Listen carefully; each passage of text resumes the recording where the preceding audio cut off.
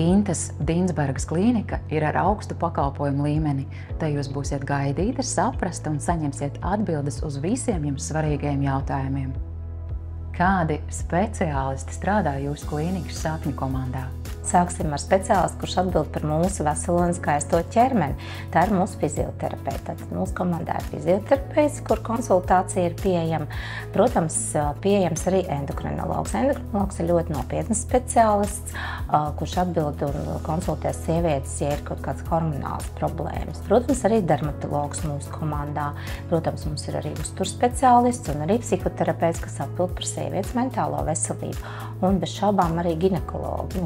Konsultācija, protams, ir tā, ar kuru vajadzētu sākt apmeklējumu mūsu klīnikā, atnākt pie ginekologa, izrunāt, izstāstīt savas problēmas, sastādīt izmeklēšanas un ārstēšanas plānu, tātad nolemt, kādā veidā soli pa solītim mēs varētu sievietes sasāpējušos jautājumus risināt.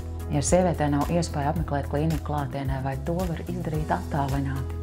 Jā, protams, ir pieejams arī attālinātās konsultācijas. Tātad varam ar pacientu iepriekš vienojoties par konsultācijas laiku, sazvanīties WhatsApp video zvanā un šo attālināto konsultāciju veikt. Atgādinājums par ārsta ginekologa apmeklējumu, ar ko vajadzētu sākt? Mans ieteikums būtu tik vienai sievietei atrast savu ginekologu, savu uzticamības personu, un noteikti ginekologu vajadzētu apmeklēt reizi gadā, pat ja nav nekādas sūdzības.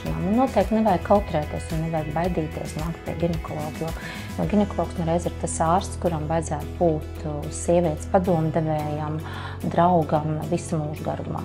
Paldies jums par konsultāciju, rūpēsimies par savu veselību saulēcīgi. Jā, tieši tā. Paldies jums!